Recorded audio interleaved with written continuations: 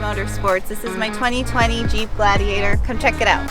So we've been building it for a little under a year now, and to finish off the build we decided to go with a Proline Wraps graphic kit. The reason why we decided to go with Prolines was because of all the attention they put into their graphics and all of the details that, as you can see, are shown on the wrap. Another huge pointer was the fact that I have a black vehicle. I didn't want the paint getting cut into. With Proline Wraps, they already have these pre-cut wrap kits, so it was super easy to just go in, customize them with our Dirt Direct Motorsports logo, and it was an easy process.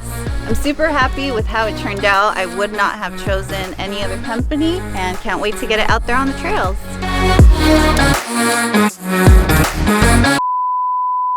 I'm super happy with how it turned out. I'm so excited to, I wouldn't go with any other company.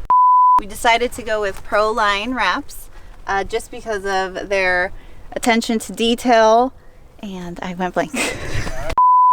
Oh, and they threw in this bitchin' shit. This bitchin' shit. And they threw in this bitchin' banner.